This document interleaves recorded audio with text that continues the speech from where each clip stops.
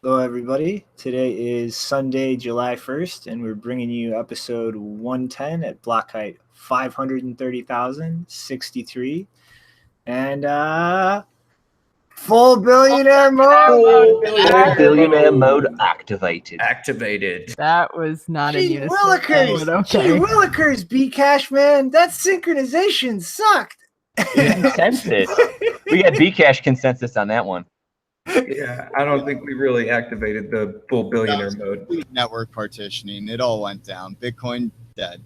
It didn't work. That's Bcash. All right, though. I Shinobi Monkey, take the pleasure in introducing Mr. Rick. Hey, everybody. Hope y'all are having a great day. Janine. Definitely not even millionaire mode activated right now. And we'll see how annoying Blake is today, but we got Mr. Blake Anderson with us today. Hey, everybody. Thanks for having me on the show. Get ready for some butt stuff. I mean, Blake stuff. Oh, man. Acnix. Howdy. And Nopara, who I think is camping out somewhere around the pre-events to building on Bitcoin. Yes, I wanted to, but the toilet was not the best, so I didn't want to set up the studio there. Damn it. The comedic value lost forever. Classic crypto interview in the bathroom. But I guess to start off, we wanted to issue a correction from last week that will probably also involve some commentary on some other stuff. So if you want to take that away, Janine. Well, to be fair, it's only a kind of sort of correction because so this is the tweet I saw, and when I saw it at first I thought, okay, we'll do a correction. But then if you read further down the thread, I think this is the same thread. I'm not sure if you can scroll Shinobi and see. There might have been another thread, and I'll have to get the tweet. Oh, yes, keep going. There we go. So he first claims that the journalist who quoted him was completely wrong. He says, in an article several years ago, a reporter challenged me about whether deploying privacy technology was a good idea. I told him that of course it was. All tech should start with stars around it, with the most private version. Once you have strong privacy, I said that people and societies could make a decision about whether they want to relax that privacy, because of course it's easy to reduce the privacy of a private system, even though it's very hard to add privacy to a non-private system. This got simplified into a quote, which a bunch of people took, in bad faith, I think, as some kind of evidence that I wanted a backdoor in Zcash. Mostly I roll my eyes at this stuff because it's silly. Well, Matthew, I do not roll my eyes because in your attempt to correct the article, you still kind of said you would be in favor of depreciating the privacy of Zcash. So maybe it's not precisely a backdoor. You're objecting to that language, but you're still saying that you want to relax it. That is almost indistinguishable. So I don't know. This is a sort of kind of correction, basically, because I don't know what to make of this still. It's almost more context without any real change in what was said, which is just kind of bizarre. I don't know what to say about that, other than it just seems like more information, not really a walk back. And then, it'd be remiss before we dive into the stories of the day to not also look at some of the other incredibly stupid things that Matthew Green has been saying lately, such as his comments recently regarding the Lightning Network, where I really don't even know where to start. He made this ridiculous tweet saying that people who support Bitcoin had abandoned it in their hearts and spend our days fantasizing about a totally new currency network that's nothing like it. And I don't even know where to start. He just continued asserting that Lightning is its own currency network, and that's just the most absurd thing in the world. It is the exact same Bitcoin currency that is managed with the Bitcoin blockchain. And as far as the actual network aspect, I mean, Bitcoin is a network that manages and updates unspent transaction outputs. And Lightning is a direct extension of that, in that its entire function and design is 100% dependent on the blockchain. And it's literally just an extensory thing of that process of managing and updating UTXOs. It functions as a cache layer so that you don't have to write to that UTXO set or that blockchain as frequently. And it's really like quite absurd, some of the nonsense that he was saying. I mean, like, it's going to be disorganized in this thread because I'm not logged into my account right now. But he made a comment that Satoshi had directly addressed the scalability of the Bitcoin network in the white paper. And I responded, no, he hasn't. And he literally had the balls to tell me to read the paper then. And I'm pretty sure he's unaware of this, but the section in the white paper, like the only reference to Moore's law, is not actually dealing with the scalability of the blockchain itself. It is dealing with the scalability of being able to maintain the block headers for SPV validation of Merkle proofs. And this is probably one of the most consistently misrepresented statements in the white paper. And when I pointed this out to him, he made no response to it. He just rolled on and pretended like that comment wasn't made. And it boggles my mind how many academics in this space just completely fail to grasp these systems at a deep level. What do they say about those who can't do? They teach. Oh no, that was mean. I didn't mean to say that. I legitimately forgot. I'm not sure. I forgot. Those that do, I think that is that. Those that do don't, I don't know. They teach. I've heard that. But yeah, I brought up that article in the chat just about, I was reading this about Zcash. You know, they were just recently, you know, this motherboard article came out a couple of days ago talking about how some Zcash was being traced on an exchange from a team from the University of College in London.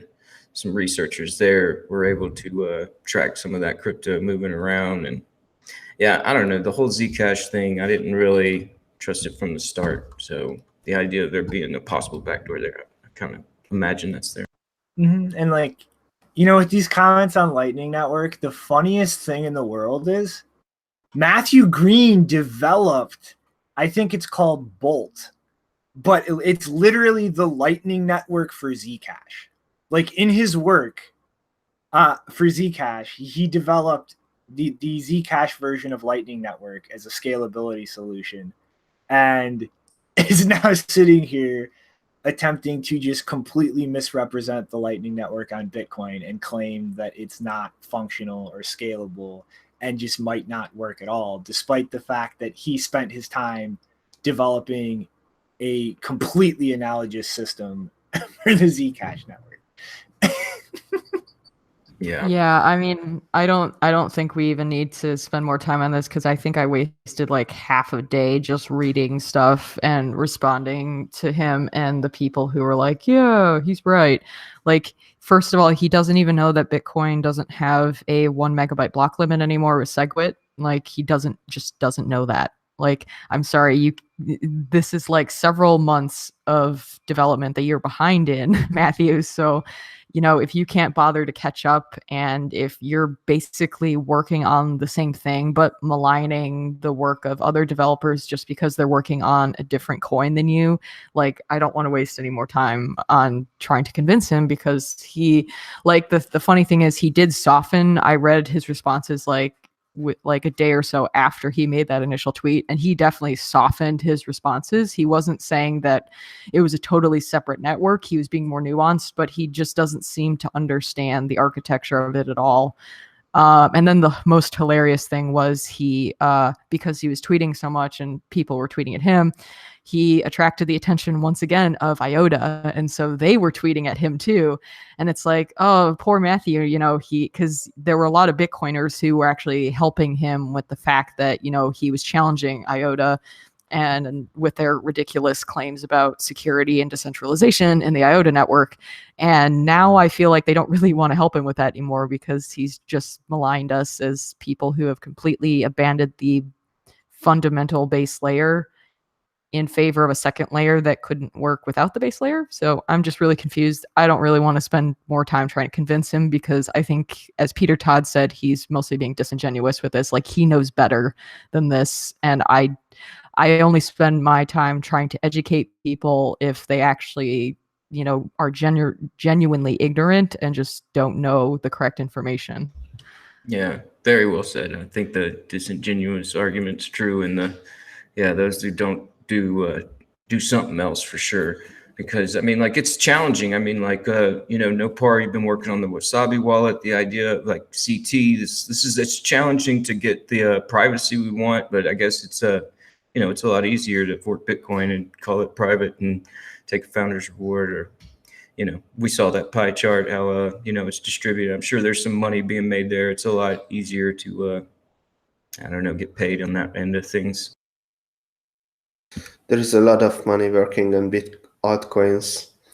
A lot. You see what's the market going to do 2 weeks before something happens. Yeah. Mm-hmm. All right. So, unfortunately, this is from experience. That's the hard work, man. You're doing the hard work. All right. So, guess we're done with the air quote correction, but guess let's dive into the first story. So, yay, more Tether FUD. Meme review.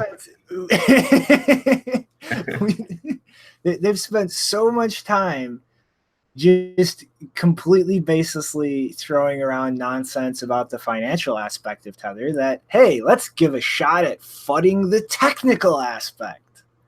So this Medium account, Crypto Medication, published based on a report by a cybersecurity firm, Slowmist in China, an article claiming that Tether has a double spending vulnerability and that you can actually double spend Tether and literally print it out of thin air. Well, no, not at all. And the fact that an actual security firm, regardless of like what part of the world they come from, claimed this and that this was perpetuated so widely is beyond absurd. Like, pretty much what actually happened. It's like Booger's guy was saying in the chat. People don't know what they're talking about. Yeah, you're right. But like, pretty much when you have an Omni node, it's just a top layer node that runs on top of Bitcoin D. Like, it has the API just like Bitcoin D. You query it for balances just like Bitcoin D. Except given that the entire Omni protocol is effectively an op return based encoding that isn't enforced consensus-wise on the Bitcoin layer, there's a little extra complexity you need to add to deal with things like, for instance, chain reorganizations or conflicting things, making it into a block, so on and so forth. And the Omni Core node has all of the logic for this enabled.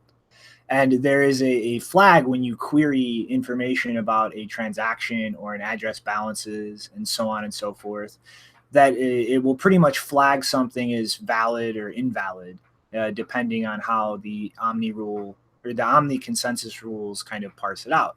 And pretty much what happened is this unnamed exchange that was, air quote, double spent, completely fucked up their integration of the system and were querying the wrong API and credited Tether to somebody's account that was an invalid transaction. So this has absolutely nothing to do with Tether, with the Omni protocol, any kind of double spend vulnerability. This is just some exchange was an incompetent idiot, hooked their system up to the wrong API on the node, and credited somebody money when they shouldn't have credited somebody money. But oh my God, because it's Tether, get the fucking news out, guys. Come on, we got to spam post it on Reddit. We got to get it flowing all around Twitter because come on, Tether. Everybody knows the entire Bitcoin market is just being pumped up by non-existent money printed out of thin air, guys. Am I right? And we caught him red-handed. Well, what I find funny is that there was actually 2 articles in Bloomberg written by the same guy that came out in like the last few days or so, and they were both like bullshit, weren't they? It was by a guy named Matt Lessig or something. Bloomberg. I can't remember his name now. Mm-hmm. I mean, it's really getting fucking absurd at this point. And I mean, you know, this is just me speculating, but like I cannot see any explanation for the consistent nonsense with this, except some government agency or some group of bankers who would have a huge interest in destabilizing Tether, given how important it's become for arbitrage flows on the fiat side in this ecosystem, which would throw, you know, the price completely out of whack internationally to just like fuck this up. And I mean, it's consistent over and over and over, no matter how baseless an accusation is, no matter how much refuting evidence is offered. It's just the same nonsense gets repeated over and over and over again.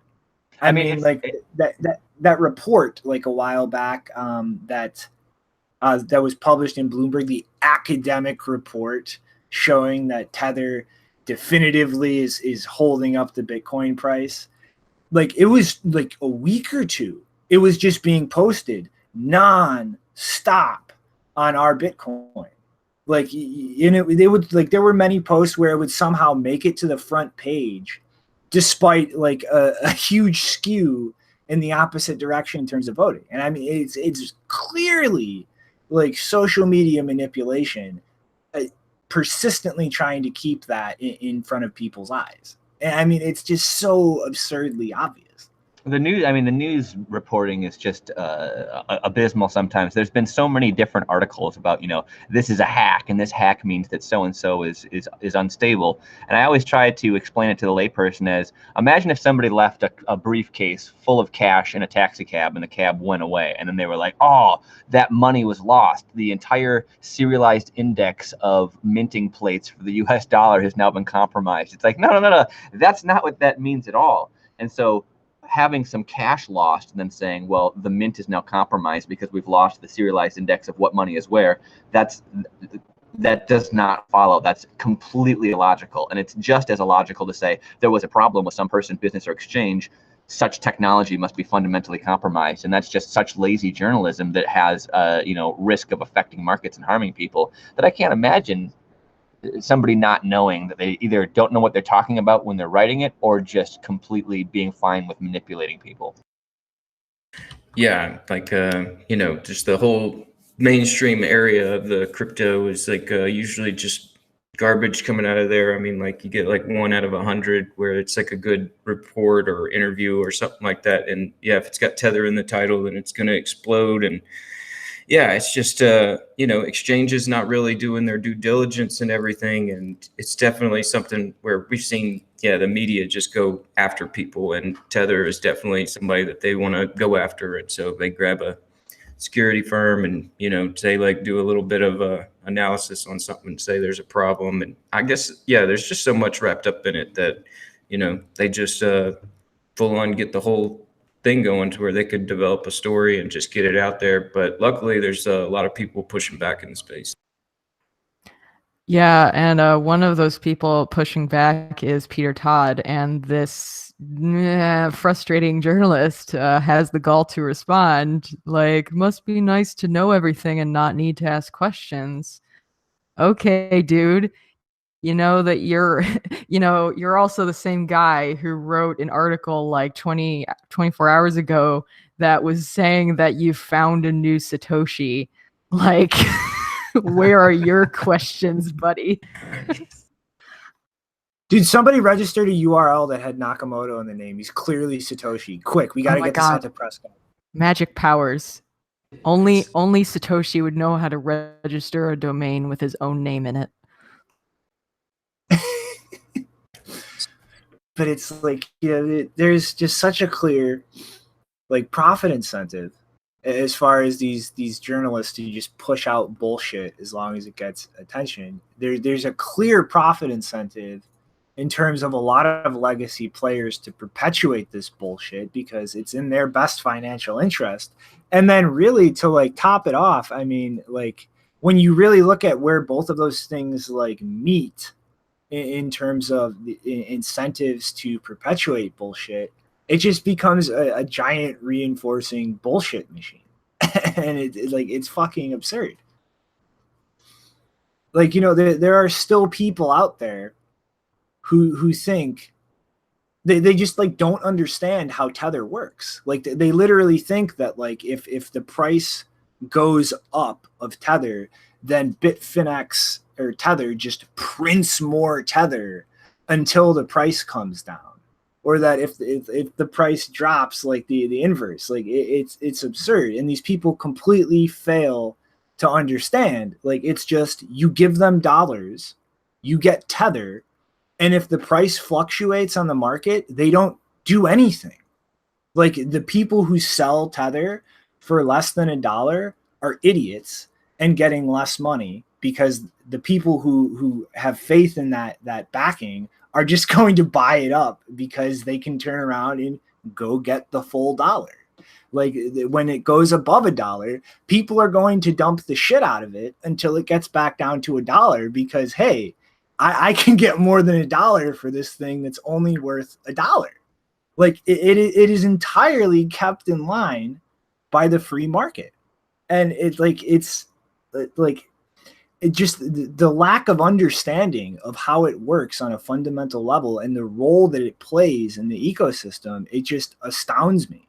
Like, it's not just printed to just pump the price of Bitcoin. Like it's printed because there are liquidity issues in this ecosystem on the fiat side of things. It takes like days to move fiat around. There are a lot of instances where you will be unable to because correspondent banks will block it. And so simply by purchasing Tether from the issuing company, being a blockchain asset, it is now as easy to move as Bitcoin. You move it in 10 minutes and you're done. Like the friction on that side of things is removed. And that's why, like Tether is why when you look at the price of different exchanges all across the world, they're roughly the same. It's why you don't have Bitcoin at fucking like 8,000 in Japan and like 5,000 in the United States, because people can use something like Tether to play that arbitrage. If it's cheaper somewhere else, quick, send the Tether over, buy it, send the Bitcoin to where it's more expensive and sell it. And that pushes the price up where it's cheaper and down where it's more expensive and keeps all of the markets in the world roughly in line. And without Tether, like that friction will be present and it would throw the price out of whack everywhere. Like it really is a hugely important like part of the marketplace in this ecosystem right now. And almost nobody understands what it's for and like how it works. It's ridiculous. Shinobi, I think that the level of linguistic analysis and technical analysis that you're at right now is just way too high. You have to dumb it down a bit because apparently this poor little Bloomberg journalist guy, the question that apparently triggered Peter Todd was where he asked Emin Gunser, would publishing Satoshi's PGP or BTC signature, first of all, those are two separate things, you idiot, open him up to hacking or other types of theft? Oh my goodness. I linked it in the chat if you want to show it. It is so glorious. Oh my god. Yeah. I mean, there's a certain part, there's And a then- certain level of hierarchical knowledge that's required to comment meaningfully on this stuff. And it's like when people are like, "Can I catch up really, really quickly?" It's like, well, how long is it going to take you to learn French? Like to quote Stranger Things, like, can you teach me basic? It's like, well, can I teach you French? It's just like you got like, please stay in your wheelhouse for the love of God. In terms of what subjects are like, where is it most important to stay in your wheelhouse? Fucking cutting edge fintech. It's extremely important to stay in your goddamn wheelhouse. And if you walk out, a 30-foot wave is going to kick your ass. I don't even think this is a 30-foot wave. It's more like a splash in a kiddie pool. But it still wiped him out. We're in the tide pool, you know, and the tide's going out, and he's just stuck there, kind of floundering around, and he's panicking. Yeah, this whole thing got out of hand a long time ago. And, you know, the whole education on this situation, I think, you know, you shouldn't be so surprised, you know, because it is like, it's just, you know, it's hard to get people to come around to Bitcoin and understanding that after 9 years. So, I mean, like, them trying to understand Tether, yeah, it's like French class 2, you know, so. See, this is exactly the kind of thing that gets a journalist onto my never going to talk to list. Fair, I though. have a list and it grows every day with You might these publish that. This guy's horrible, right? But to be fair, though, I mean, it's not easy to find and learn about US dollars. So a lot of these people, you could spend years researching it, and you're not going to get the absolute concrete answers unless you talk to the people in the system. He is a journalist at Bloomberg that covers market structure. Yeah, if anybody He has zero excuses to not understand. Exactly. It's hard to feel sorry for him. That's the issue of money, that like you can be in the industry and not have a clue how it works. I think we're also kind of just suffering a little bit from the riots last year, where I'm sure like some of these guys have been pushed into it, where their editors are just like, get in there and write about it.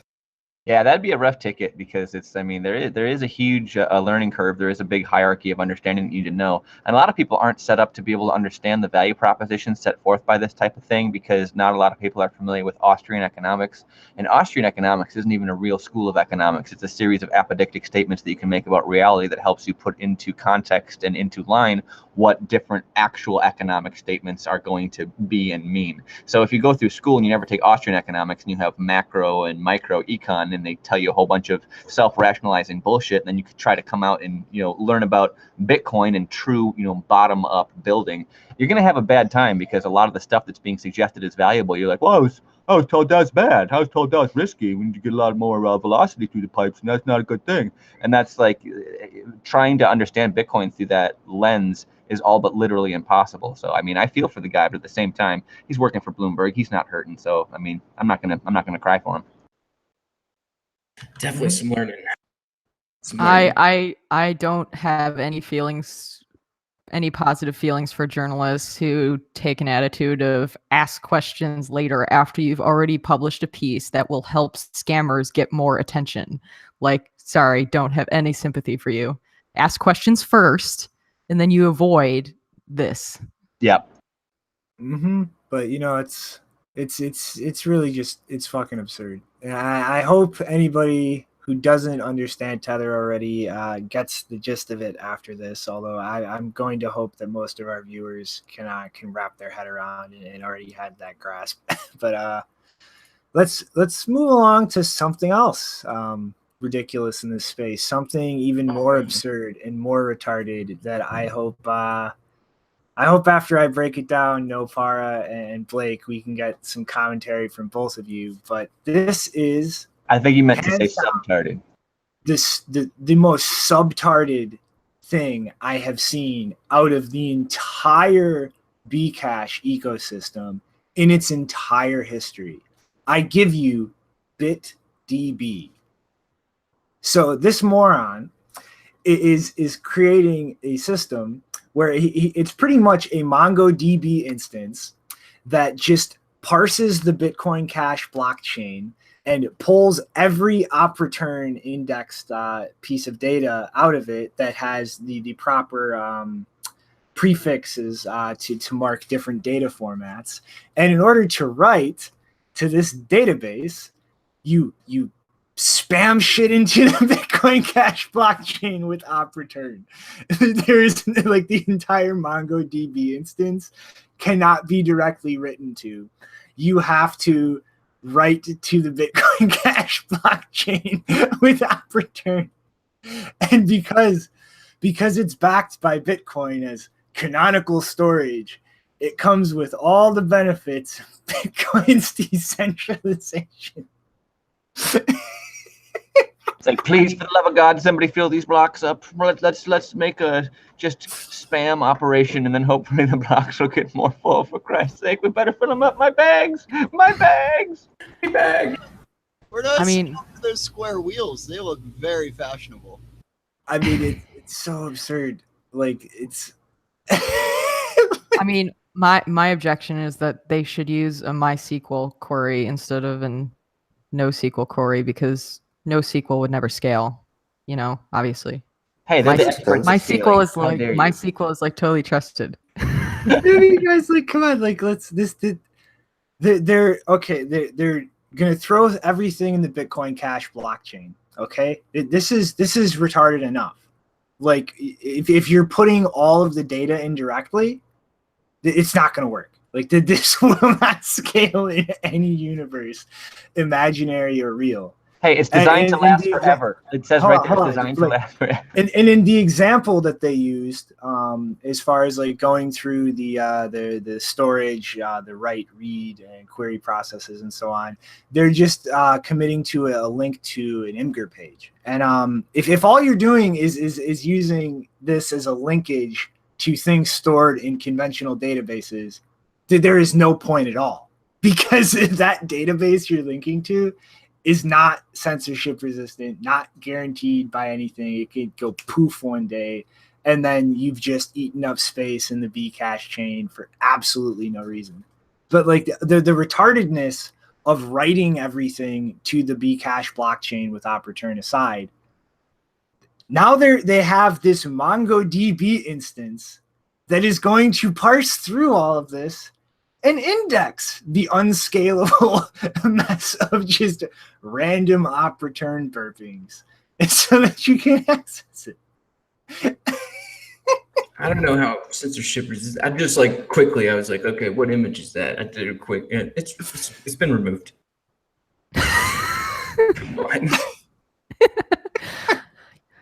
Oh, you mean they didn't store it in the MongoDB? If they had, it would have been censorship resistant. Forever. I hope this is going to be successful, because if people would start to use this would bloat the Bcash blockchain like we never seen before, like Ethereum. They would bloat the blocks over 1 megabyte maybe, because they can't even do that. I mean, I got a big dick. One dick pic. I mean, I'm willing to, come on. We lay it on the chain. It's gonna shut down. It's okay. Family show. Family show. It's getting pretty sad, man. I've been watching, like, recently. I've been trying to catch up on content, and not trying to promote this or anything, but Roger Vere's got his little channel where he and it's so funny just to see him be like, we got this, we got that, we got this, and it's all coming, and it's just like, yeah, but nothing's really happening over there. I don't know. It's funny to see him just go nuts about it, but yeah, this is the kind of stuff that's happening. Do you have an ideological opposition that's really terrible to running a full node? Have you heard of MongoDB? I mean, it's like, seriously, like this is like the kind of idea that a 12-year-old kid would have when they first find out what a blockchain is, and then a week later decide that was the stupidest idea I've ever had. This is not workable. And there are actual people attempting to apply this in the real world as if this is a viable solution for anything. Like, there's just the magical free storage space where we can stuff the entire internet and it doesn't cost money. There's no opportunity cost. We don't have to consider the scalability of it. Like, we don't have to think about how long how long is an index query going to take if this really exploded with super gigabyte block sizes? Like, how fast is this going to DDoS the shit out of every Bcash node out there if the internet started being built on this? Well, I think they have a different intention here. I think that they're doing this so that they can employ and practice their censorship and then brag and be like, look, it didn't crash because we kept all this stuff from going into BitDB. Our censored chain TM works great. Join us and Matt Green while we build censored backdoor technology off of technology that originally wasn't backdoored. I mean, it's like I came up with this really great idea for what to do, like to light a barbecue in my house, but then it was an attack on my house because my house burned down. And what seemed like a really good idea ended up being an attack on what I love most. And it's a very tragic tale. Yeah. Blake, I bet the real reason that happened is just because Blockstream put too much grease in your grill.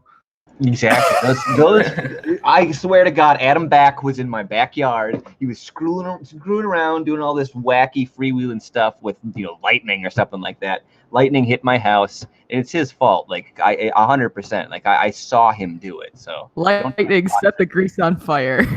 Yeah, the lightning set the grease on fire. AXA was here. They offered me a lot of money to not look at what Adam Back was doing with the grease fire, and I was like, I'm on to all your guys' bullshit. And after the grease fire went out, there was a perfectly cooked set of baby back ribs. Rare, mind you. I want my baby back. Oh, man. It's like, this is just like, this is going to be such a popcorn moment. I mean, like, at this point, like, it's like, you just sit back and watch. Like, they're going to just light their entire network and investment on fire with the stupidest ideas that human beings can possibly come up with. Well, what if it's whooshception? It's whooshception. Like, this isn't somebody who really actually likes Bitcoin Cash. It's somebody testing out their community to see if they could orchestrate an attack that would be recognized as a feature. Who knows if it's whooshception? We'll just hope that it's a whooshception. That would just make it funnier. Hey, but even if it goes down in flames, at least it wasn't a grease fire funded by Blockstream. I'm pretty sure whatever happens, it's not going to go down the way that they planned, and that's good enough for me.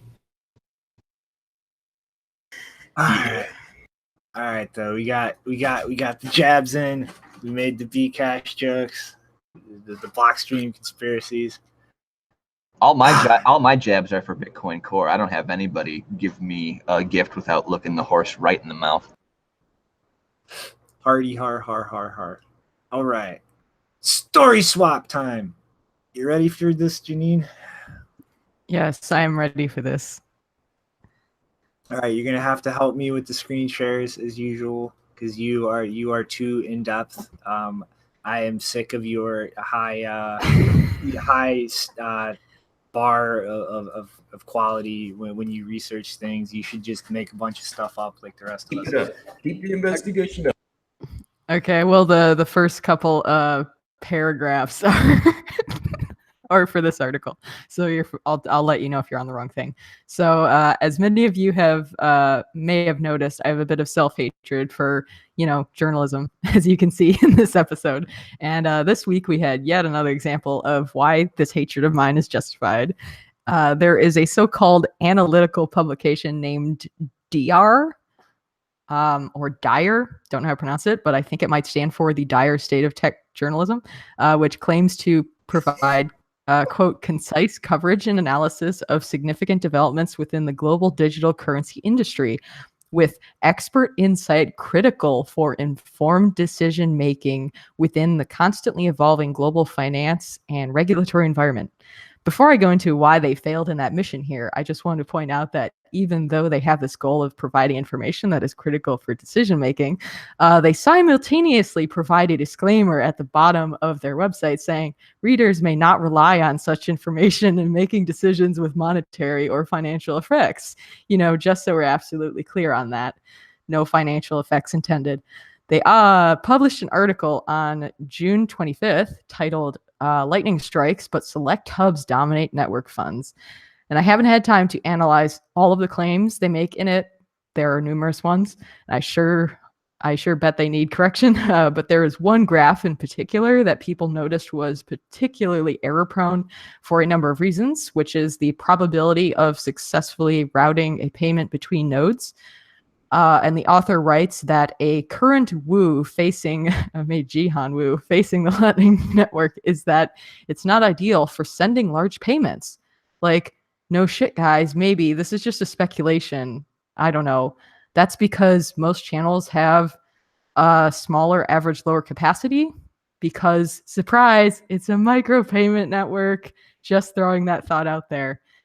Not a micropayment network, not designed for large payments. Surprise. Well, where do you go if you want to make a non-micro payment? Oh, to layer 1. How could I have guessed that? Oh my God, what a fucking idea. Does that layer work?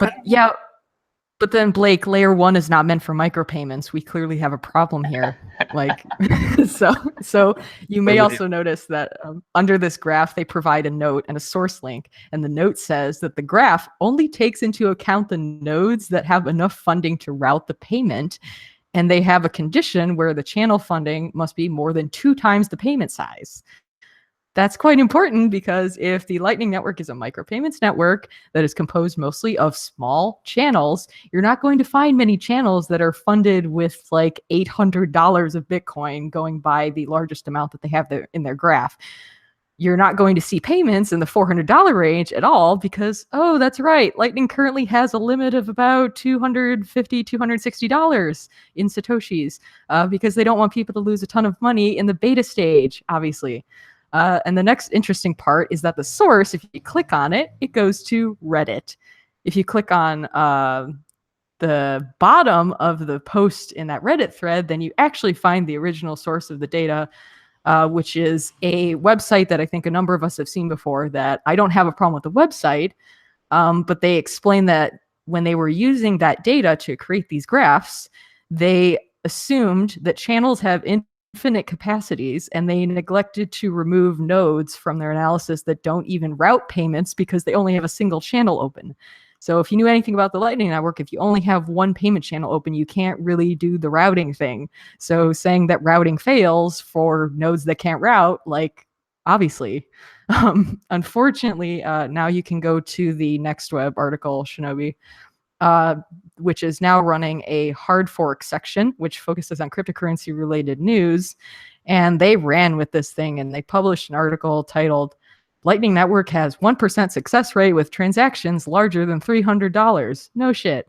Where they just barfed out all of the major talking points with no original or investigative critical analysis. No surprise the journalist who wrote it is X-Coin Telegraph. No surprise.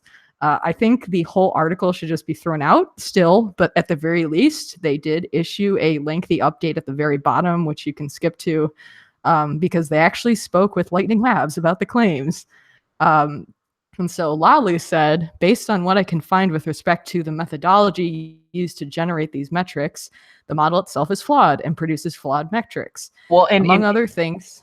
I was going to say, even below their own headline, it says up to 300 over a few cents. And it's like, well, yeah, over a few cents all the way up to 300. Like, they contradict themselves right under their own headline. I'm sorry. Behave. No, it's okay. That I didn't notice that. So the article says that, among other things, Lalu noted that the research failed to factor out Lightning channels that simply do not offer support for transactions larger than their specified amount.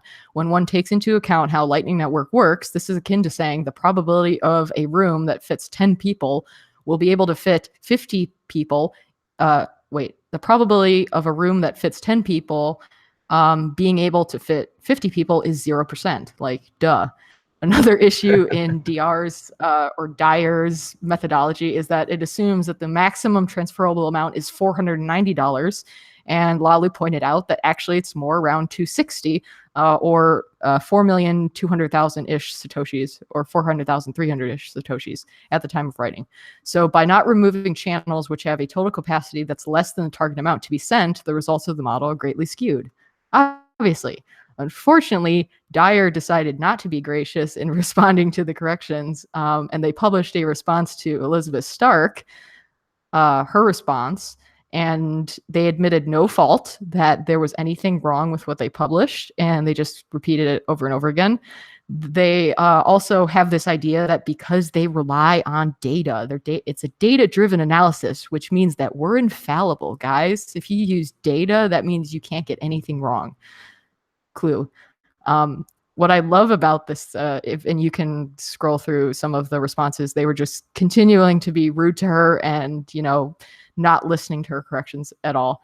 And what I love about this, correct me if I'm wrong, is that the people who are using this article and this study or whatever analysis as FUD material for the Lightning Network are kind of simultaneously admitting that you can fund channels with very few Satoshis. Whereas the past couple of months, they've been saying that it was just too expensive to fund a channel, like $20 or more, whatever bogus number they invented. And so this completely also ignores that. I don't think I linked it in the notes, but I looked at more of what Lalu was saying on Twitter because he corrected Emin Gunsayer specifically.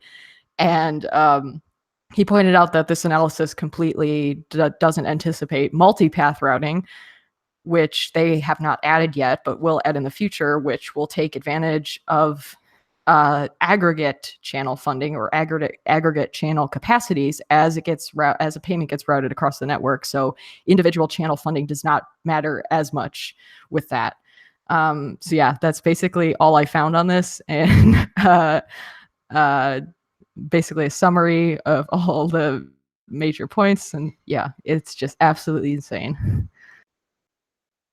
Yeah, that's bad measurement, and the way that they get used as like source material to draw out a whole article like this. It's just, I don't know, that whenever it comes to journalism and problems, it seems to be a major one. It's just like, okay, well, we got these measurements and this metric, and we're going to run with this story. And yeah, it's like it's still in testing. There's like people, they don't have much funds in there, and like you're saying, it's supposed to be a micropayment network, and it is crazy. It's like I've already heard some people, it's like when these title headlines get pushed, it's like you start to see it retweeted and tweeted, and people just pushing that narrative. And thank goodness it's like we got people from Lightning Labs like Elizabeth responding. It's just it's too bad they're not really like listening.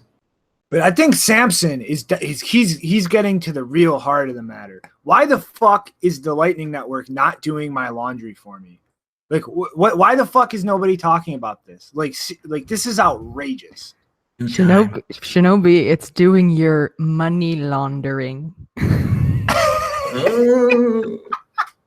That was a great one. Mm-hmm. But yeah, it's like this whole thing is just like Janine, you like nailed this right when you started covering this. Like, it's just again and again and again, journalists in this space who have no fucking clue what they're doing just throw together some horse shit, and then it fucking ripples around everywhere. And like the Next Web article that you pointed out, like I the first time I saw that was Elizabeth Stark linking to that in response to the Dyer people just being ridiculously snobby and ignoring her. It's like it proves the point exactly.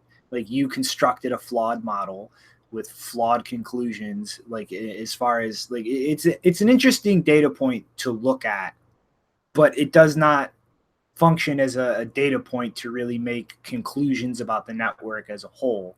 And it's now all like there's just people grabbing it and making headlines out of it. It's just the meme spreading like wildfire. And like the people who choose to actually like originate some research and actually try to use that to bolster a claim, like, need to be way more fucking responsible with how they're going about that, because it's like it's fucking absurd. yeah, it's certainly just causing a whole host of confusion. Mm-hmm. But I don't know. I think you did a fucking awesome job breaking all of that down. Want to fucking slide us into the next one, Rick? I know you Great kind of job, wanted to look at Janine. this. Very cool.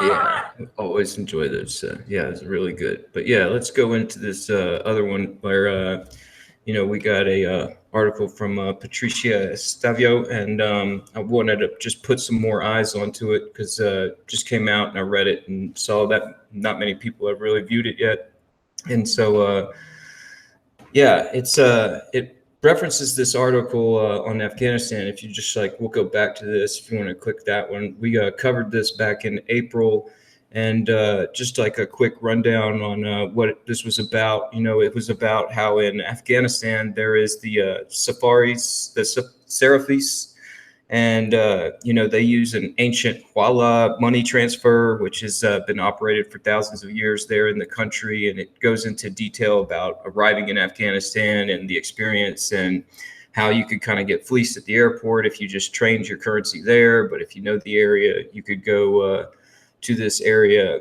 called the I guess it's called the Sari. Like I've got that little video you could show, just like a little bit of it. Like it's where most of the Afghans, it's like near the airport and the bank, where a lot of Afghans are exchanging currencies. And like from this video, you can see all these people. There's a lot of people in a market, and it's like 3 stories, and in Afghanistan, 3 stories is a big deal. And yeah, it's just like there's so many people there, but really the amount of literacy there is like just a handful of people, and that was the last thing that this Afghanistan article was detailing out was how, why isn't Bitcoin being accepted there in Afghanistan? And it kind of went into just a little bit of the problems there. And, that's where we go back to Patricia's article. She just put this out, and whenever I just did some quick statistics real quick, let me say, like, in Afghanistan, it's like right now it's like there are developing nations where there is Bitcoin there, like Venezuela and Zimbabwe, and that previous article listed Iran, and it's just one of those things where in Venezuela they have cheap electricity, so they mine Bitcoin, and so sorry, Blake, but Blake had to leave us. But yeah, in Venezuela, they got cheap electricity, so they mined Bitcoin, and it made its way into their currency markets that way. And in Iran, they want to skirt sanctions, and they don't want to use the current construct for finance, so they use Bitcoin to get around it that way. And in Zimbabwe, it's basically a similar situation with Afghanistan, where there's a high inflation rate and everything, but Zimbabwe is moving towards Bitcoin. But that's a little bit, I think, to do with their literacy rate is at 90%, where in Afghanistan, it's more like the 30 to 50% range of literacy. So yeah, this Patricia article goes into detail on the importance of developing wallets with user experience and accessibility in mind. Users that don't understand the traditional world or would have issues because of disabilities. This is where we talk about wallets, and it's hard to recommend wallets. And some wallets, we know that they've got good developers, got Nopar, got Samurai, Wasabi wallet. We know the guys working behind them, and it's I think it's important just to kind of point our audience on it, because I don't know how many people are thinking about, there's like these little statistics here in this article. It says 54.4% of the world population has access to the internet. So, the whole Gotenna and Samurai route that covers a large percentage of the global population that doesn't have access to the internet. That's nearly 50%. So it's a lot of people that with just the Samurai and the Gotenna, they are starting to have access. And 1 in 7 people in the world experience some sort of disability. I mean, there's 5 of us on the panel here. I have a seizure disorder. So, I mean, usually you'll find somebody with a disability of some sort. And color blindness, that's a big one. And, estimated 253 million people live with vision impairment, and 36 million people are blind. 217 million have moderate to severe vision impairment. And I know that the wallet development is difficult, and it's hard to get all the technicals together, but I think that this whole idea of universal design is really important.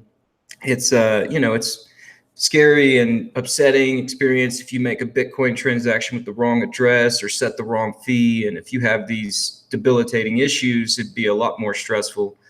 So this universal design concept was brought by Ron Mace, which is quoted saying you want to scroll down a little bit more. It says the universal design is the design of products and environments to be usable by all people to the greatest extent possible, without the need for adaptation or specialized design.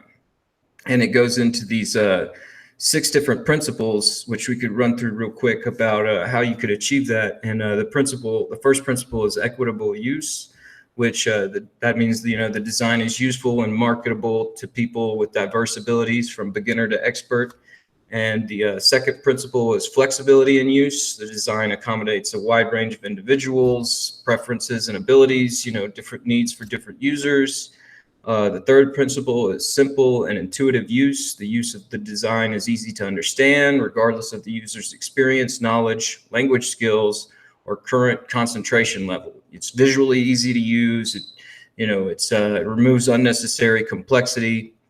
The fourth principle is perceptible information. The design communicates necessary information effectively to users, regardless of ambient conditions of the user's sensory abilities, such as it's a bright outside, or the information should be clear, concise between text and imaging. You got people that might be colorblind, they can't see because the font color and the background color kind of match one another. And the fifth principle is tolerance for error. The design minimizes hazards and the adverse consequences of accidental or unintended actions. Flexible inputs and possible action reversal if it's an ability. And the sixth principle is low physical effort. The design can be used efficiently and comfortably and with a minimum of fatigue. Small fonts or a lack of a copy and paste for the Bitcoin address, and maybe just like an easy way to flip to check and make sure the addresses are correct. These sort of things, they could be tedious for the user. It makes the experience a little bit more tiring. So these measures can improve usability for a wide range of people, such as, elderly people, people that are illiterate, children, people who are visually impaired, novice users who don't understand. That's a lot of people. And anyone really that finds, themselves outside in a bright day, or, on public transport and you're shaking around. It's just these little things that, we deal with day to day. I mean, I know it's hard to get the wallet technically running, but these little things should really help the adoption of whichever wallet kind of gets these things in there first. Access with disabilities in mind for specific disabilities is something I haven't seen yet, where it's like a wallet specific for colorblind people, or a wallet specific for people with all sorts of debilitating issues. So I understand that's hard too, because it's hard to get beta testers. So how are you going to get like a select group to beta test? But I think that the reward would be great if somebody took that extra effort. And so,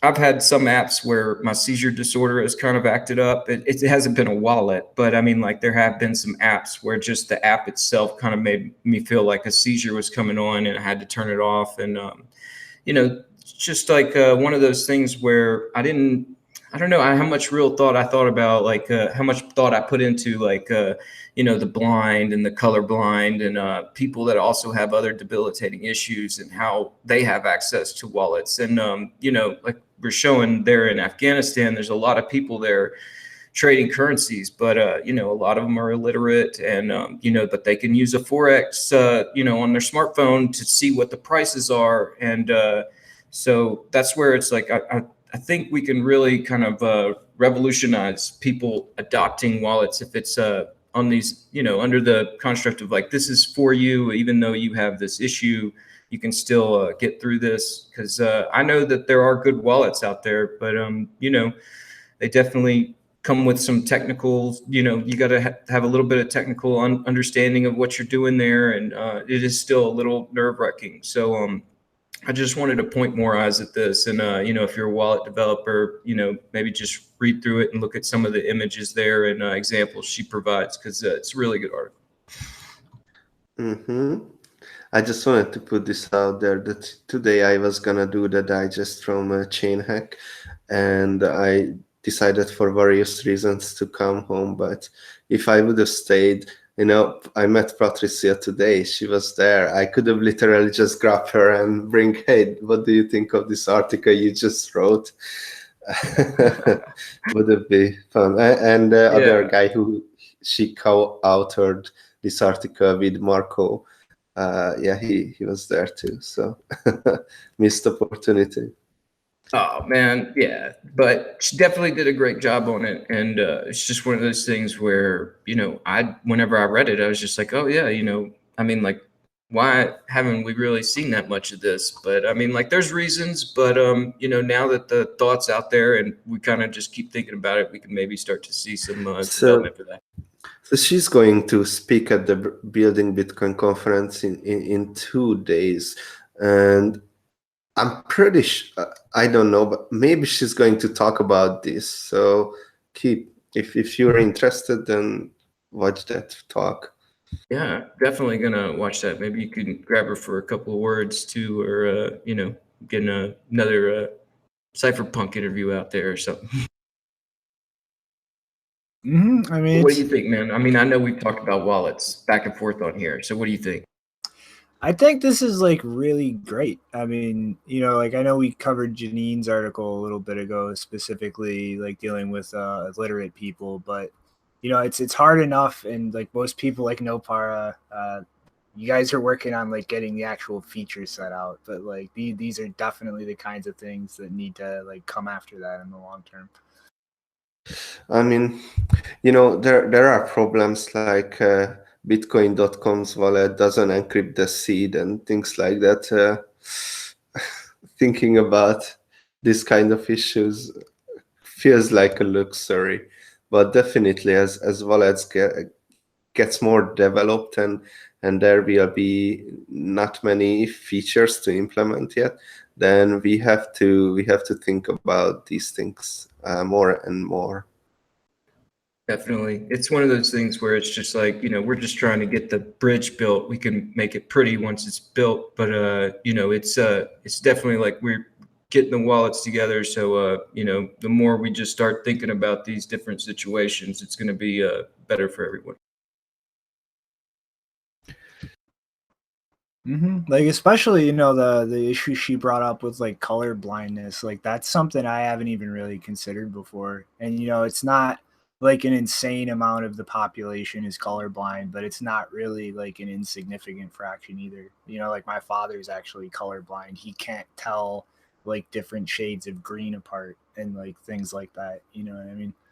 Yeah, they actually provided a great picture example of that where, just a simple changing of the graphic and the card and the color can, mean everything for that situation.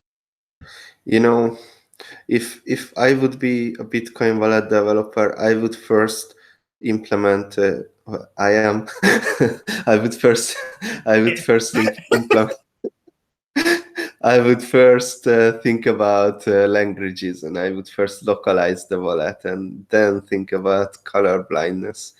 I feel like there are more people speaking not English language than colorblind people.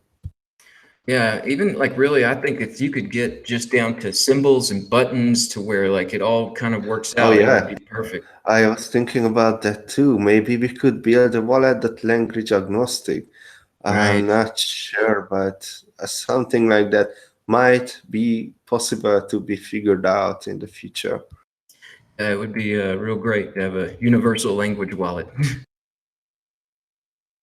Yeah, I mean, just go like something more modularized, like Electrum has room for plugins, and as much as I despise the Mycelium team, like they've actually like been going through and redoing the entire wallet and self-contained modules, and like with something like that in terms of architecture, like you could just like yank the language out like that and then handle it that way. But You know what? You know what's very annoying that people from Hungary, I'm Hungarian, and they are asking me which wallet to download, and some of them don't speak English, so I cannot say anything. And there are some wallets, like I don't know if it's still the case, but it was definitely Coinbase and Blockchain Info used fucking Google Translate or some translate, and it was terrible.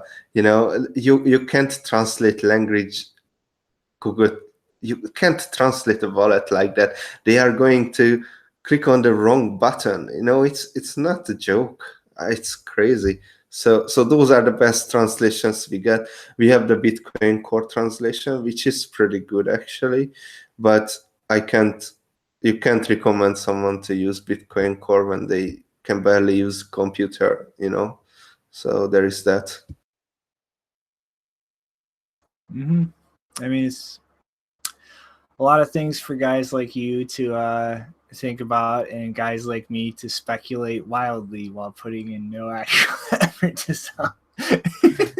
It's like, really, it is like you guys developing the wallets really are like the front lines for people in adoption and everything. Because it's like if there was a wallet capable to where these guys in Hungary could use it, I mean, like we'd have other Bitcoin users right now. So, this is a big deal. I mean, like if we could develop a universal language wallet or wallet for colorblind, you never know. You're opening access to so many more people. So I had this idea actually that incorporated the thing what you said, Rick, that to not do languages, try not to do any language and make the wallet as simple as possible. So only use one address, call it Grandma Wallet. I called it like that. It's maybe not the best good. anyway. Only use one address and make it for our platform and look exactly the same. And the only thing it should be able to do to show the balance, send and receive. And you know, such a simple thing can go so long way. I mean, finally, I would have a wallet to recommend to anyone. I mean, I wouldn't recommend it because of privacy reasons, but I would probably recommend it because they would otherwise not get into Bitcoin. It's a hard question. Yeah. Yeah, that's correct. That's where it's like, man, we just got to point eyes on this thing, because whenever it comes to adoption, it is like whenever there's an ability, it's like now they don't because of just one debilitating thing they can't control. So, it'd be a big win for Bitcoin if we could get some of these people the possibility of holding some Bitcoin. I don't know. Seeing as you're the only one here actually developing a wallet, you got any more input on this topic before we slide along? Yes, I was also thinking about something like having a easy mode and an advanced mode. It's an on-off thing for Bitcoin wallets. I think that would be a good way to go to. Yeah, really good comment. Yeah, I was thinking the exact same thing. It's like an expert mode and a beginner mode. Exactly. All right, I think we beat it. We're good. All right. Well, then I guess these next three really just quick updates, so I'll burn through them real fast. So Electrum's new version is now out, and really the biggest changes here are libsec P256K1, the SHA-256 crypto library that the core devs made a while ago to kind of speed up the efficiency of crypto operations and kind of get away from OpenSSL because it's a giant steaming pile of shit. It is now usable on Electrum. It's bundled natively in the Windows, Mac, and the Android binaries, but on Linux, you're going to have to install it separately. But, this ridiculously speeds up the signing operations and things with the wallet, which I think they've kind of done in preparation for the Lightning integration they've been working on for a few months now. just because of like the multiple rapid signing operations necessary. They kind of wanted to remove that as a potential bottleneck for the wallet performance. 2FA is now available on the Android app, but as they spell out in the release notes here, you are not really increasing security in any way if you just have like something like an authenticator app on the same phone, because if the phone's compromised, they're going to have access to that. So if you do want to use that, like keep in mind, like you're not really adding any security unless the 2FA is on a different device. And then they've updated a lot of the logic as far as partially signed transactions. Multi-sig is now available for SegWit for multi-party and hardware wallets. And the one thing I do want to point out here is if you have like a multi-signature wallet using Electrum, make sure that every wallet that holds a key set for the multi-sig wallet is updated at the same time, because there have been some changes where it's not going to work properly if only a subsection of the wallet's involved in the multi-sig update. So keep that in mind. And then also, if you are using Electrum and upgrading, here is an opportunity to show the Electrum personal server again, which also just recently released an update to kind of keep in line with Electrum. It is a Python application that you can use to have Electrum connect indirectly to your own full node Bitcoin Core implementation. It's really simple. Like if you go to the actual repo after you download it, there's instructions on how to handle it. It's pretty much just configuring your Bitcoin Core config file so that the RPC is accessible, going through the config file for the personal server and pointing that at the RPC, giving it your master pub key or your individual addresses so that it can scan through and create a watch-only wallet on Bitcoin Core to track the outputs. And it's real simple. You just go into the config file, and there's a test format in there when you load it up to put in your pub key, your addresses, and then there is a separate script. This rescan script right here, you just run that. It will do the import into Bitcoin Core on its own, initiate a rescan of the chain, and you can put in a time. You only have to go back as far as those wallets have existed. It will go through and rescan all of those addresses on the watch-only wallet on Bitcoin Core.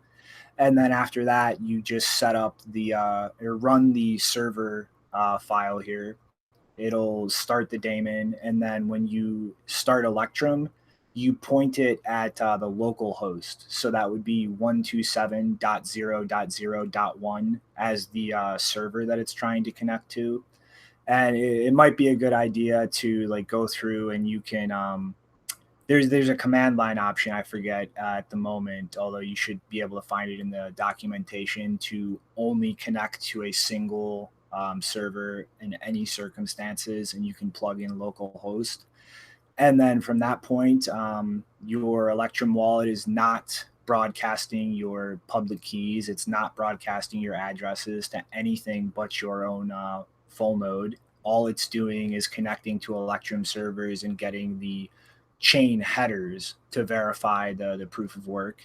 And at that point, you are leaking no private information about your addresses or your balances outside of your full node and your control. So if you use Electrum, this is a much more private way to use that wallet if you prefer that to Bitcoin Core. And with hardware wallets, as simple as they are and well integrated in Electrum, this allows you to use a hardware wallet privately with your own full node. So if you're a user of Electrum and you're going to be upgrading, please check out the Electrum personal server. It is a huge upgrade to your privacy. And then last one, what's this? Monero support coming soon to the Trezor Model T. Green Moon. Yeah, I don't know. I think it'd be interesting if we saw a huge pump of Monero, just because it's easier to use now. But I don't know. We'll see, I guess. But it is nice, though, I think, to finally have it a little more accessible to non-technical people, because Jesus Christ, using Monero is a fucking pain in the ass. The node takes forever to sync. It eats up resources. The only SPV wallets out there take forever to sync because they actually have to go through and have a node like find the outputs. It's just like a complete pain in the ass. And like this will be a huge usability increase. Yeah, I think we might see that jump whenever, you know, more people have that Model T in their hands. And yeah, it's just one of those things where it kind of kept me away from Monero, because it's always like, yeah, synced up my node, but then it's like, I don't know if I really trust my node. So, and then I don't trust the exchanges. So we might see that happen. And yeah, the Electrum personal server, that's awesome news too. Mm-hmm. So everybody, that is, I guess, your wallet update of the day. All right. There is, in the next story, something interesting going on with the SEC. And yeah, so pretty much way back in 2008, due to a lobbying group kind of pushing forward, there was a proposal to really loosen up a lot of the regulations and requirements for creating an ETF, because a lot of pretty much the argument was, with the way things work now, where you actually have to get your proposal together, go to the SEC, and get affirmative permission from the SEC for that specific proposal before you can actually launch an ETF, that it's kind of allowed a huge monopolization of the companies out there that are actually launching and offering ETF products. And so after things calmed down a little bit, we let the entire world economy melt down, and then kind of let that sink away to the background after 10 years. The SEC is considering this again and has now opened this proposal up for public commentary and consideration.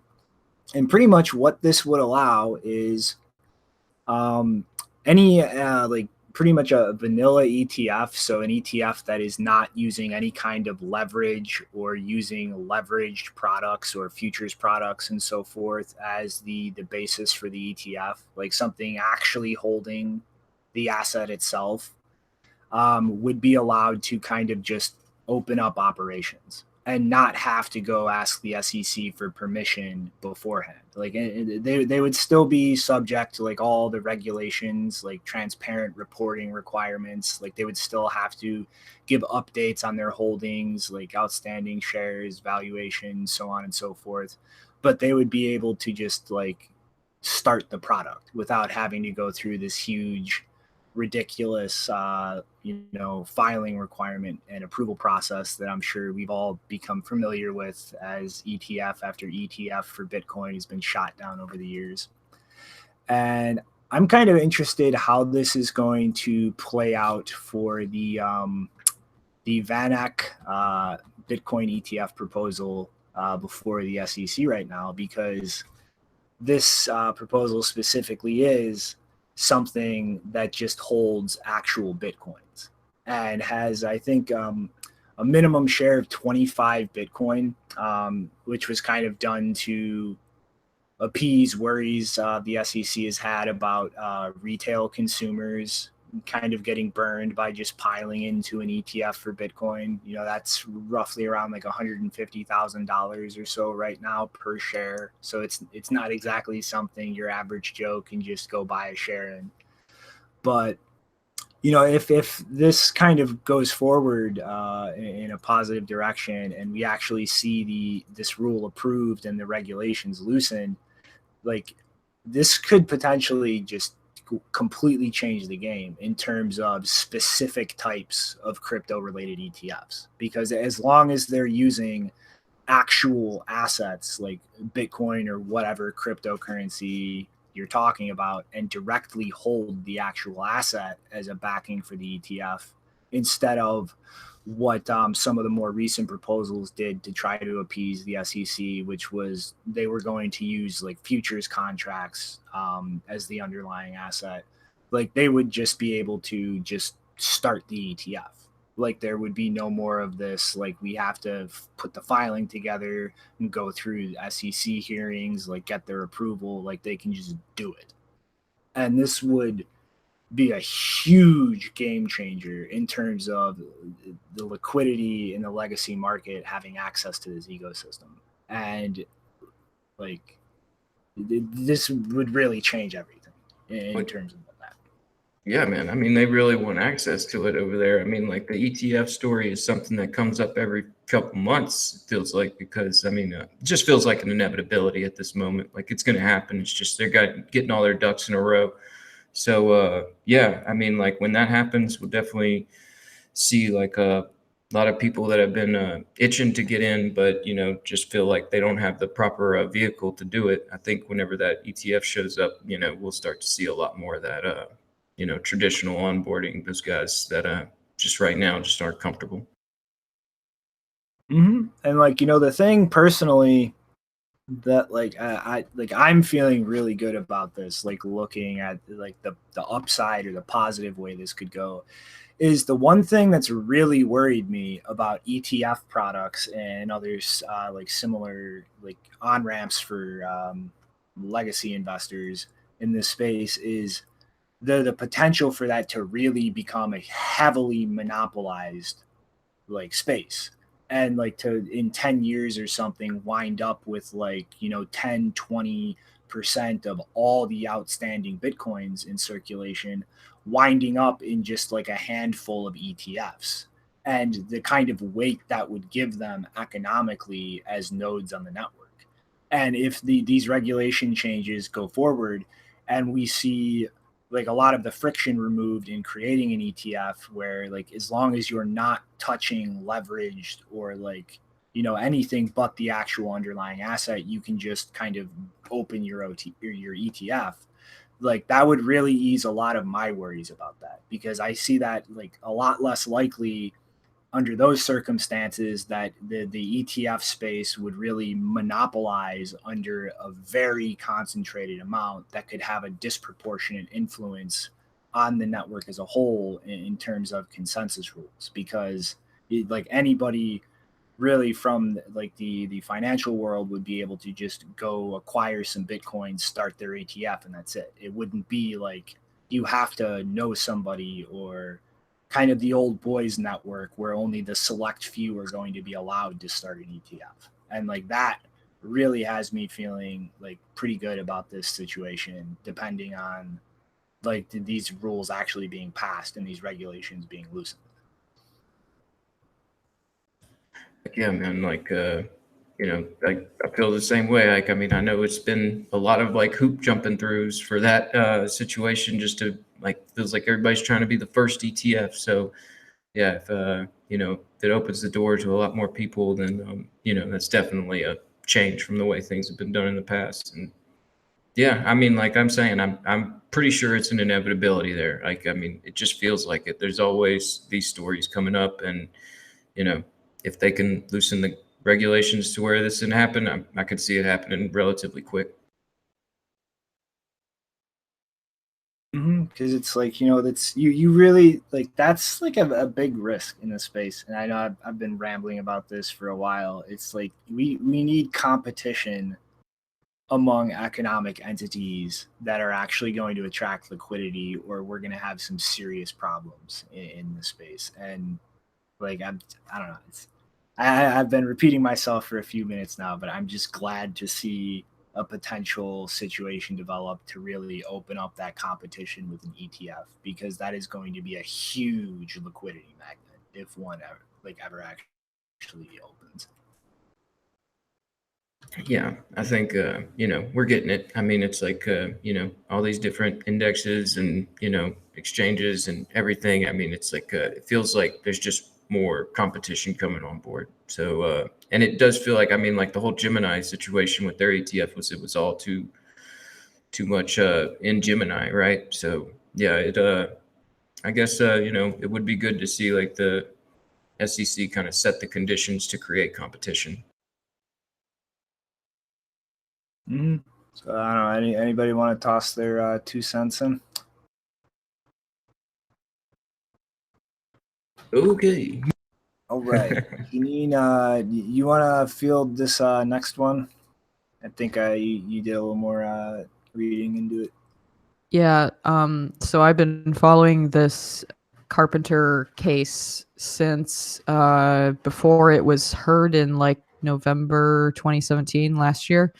And it was speculated in December that because the case had to deal with the surveillance of location based on phone records, or cell tower records, that that would affect Russ Ulbricht's case, because it was suspected that some of those same techniques were used against him to catch him.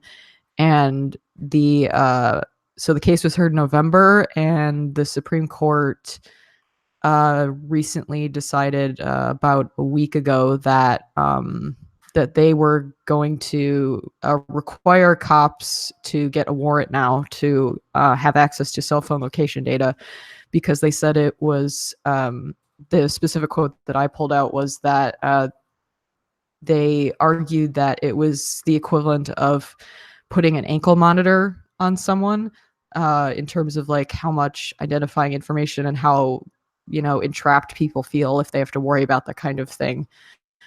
And so people were wondering if this was going to affect Russ Ulbricht, and unfortunately the Supreme Court just a few days ago decided that they were not going to reevaluate his case on the basis of Carpenter, even though they are very much related. So that's very unfortunate, because I mean, I think there's a really good case that his sentencing, his trial should be reevaluated for multiple reasons outside of this. But it's just really unfortunate that, you know, the majority of us gained, you know, just a little bit more privacy, a little bit more protection from, you know, the mass surveillance state, and someone who really needed that, which is Ross, because he's now spending a lifetime in prison, he will not get to benefit from that. So that's really unfortunate. Yeah, no, every time, you know, this case comes up, it is upsetting because, you know, they're trying to make an example out of him. And right now they're doing that. And I mean, the only thing that can even kind of like give a little bit of a positive in the story is just like, I know that one of the Supreme Court justices, Justice Kennedy, stepped down, and I don't know, maybe somebody else will come up with a little bit more understanding or knowledge of the situation, and maybe they'll reevaluate it then. Yeah, I don't know what the procedure is, like how many times they can reapply or appeal for the case. Yeah, I assume that they can, but it's just annoying. They get one appeal with the Supreme Court like that, and this was it. Yeah, so I mean, I assume can they appeal under a different? That's what I'm thinking, is maybe it can be reheard or something, or yeah, maybe appeal under a different reason. Yeah, I'm not sure how cases are like put up to the Supreme Court. Like, you can only use one reason once, and then you have to, like, if you want to appeal again, you have to use a different reason for why it should be reheard. I don't know how it works, but I mean, like, this whole case is just like, it's fucking disgusting. Like, they have demonstrated that multiple people had access to the account that was supposedly used to organize a murder for hire. So, like, that in itself is a very high degree of reasonable doubt. Like, they've offered really no additional proof that it was specifically Ross involved in that. Like, the entire chain of custody for evidence in terms of the server logs and information is completely fucked.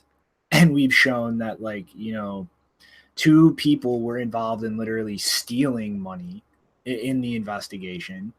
Like, agents had like sole access to the records of the server, so the integrity of those can't be guaranteed. It's literally like the court system has just thrown everything out the window in terms of like how it's supposed to operate. Like they've ignored reasonable doubt in this case. They've ignored like the necessity of having a chain of custody for evidence that maintains. So I'm just getting frustrated thinking about this. That like maintains its integrity through the entire process. Like it's fucking disgusting. Yeah, and I mean, we laugh a lot about, you know, when journalists, you know, act like idiots, don't actually do their job. But this is one instance where I'm like genuinely pissed off and angry as hell because he is still being portrayed from day one in the media as this like notorious drug lord who was trying to get people assassinated, and journalists just ate this up. They love it. There's a guy who wrote a book all about this, and like even Wired magazine uses awful pictures every time they, like most of the time that they write stories about him. Like you are destroying someone's life. Like this is what you do. Like if you're not doing your due diligence, someone is going to die in prison because of you. Yeah, it's I can't see him dying in prison. I just think that this system is not sustainable. There's something that's going to change to where the possibility of him coming out is going to happen. I mean, it could be another case, something where maybe somebody else is charged similarly, and then that case, maybe the decision would affect Ulbricht's case. I was just thinking that's a possibility, but it's like they're making such an example of Ross that, I mean, like I don't know if I'm going to take up that mantle and create another Silk Road to try and get a case going. I mean, like that's a scary place to be, like you're saying. Yeah, and I mean the people who are saying presidential pardon, like first of all, it was amazing to me that we managed to get Chelsea Manning out of prison under Obama. Like that surprised me, and Obama is not the same as Trump. Still, under my system of morals, he is still an awful person, and not that far away from Trump in his actual actions, as we've seen. But like it took torture to get Chelsea Manning a positive portrayal in the media in order for her to get that presidential pardon. Like, you think that Trump is going to get Ross Ulbricht when he's like doing the best he can to like educate people in prison and just is amazingly somehow maintaining a positive attitude, and as far as we know has not faced that same situation? Like, I don't want him to have to go through torture to get the attention of the White House so they can fucking understand what they're doing to people. Well, I think there is a difference between those two situations. Was Chelsea Manning was under a military tribunal and under under military police. I think that it wasn't like a where Ross is on the civilian side of things, even though, like, I mean, basically you're out of the eye and anything can happen. So, yeah, that was a good example to bring up. I mean, like, it's something where, people go through hard stuff, and I mean, it's still up in the air. How Chelsea got out of there is still not 100% clear to me. I mean, it was one of those real surprising things. So, I mean, like something else like that might happen where it's like they're going to make an example of you for a certain amount of time before they let you out, and they're going to make everybody think that you're going to be in there until you die, including yourself, just because they want to scare people that much. But I really don't think that they can sustain it for that much longer. I just don't see it lasting that much longer. I mean, it's fucked, but I mean, like, guys, there's like half the country's legalized marijuana right now. There are still people serving like decade-long sentences for fucking possession of weed in this country. I mean, just like the situation changing culturally does not always mean like every mistake in the past is going to get corrected after the fact. I mean, it's like it's fucked up, but like, things move fast. That doesn't mean the past always gets undone.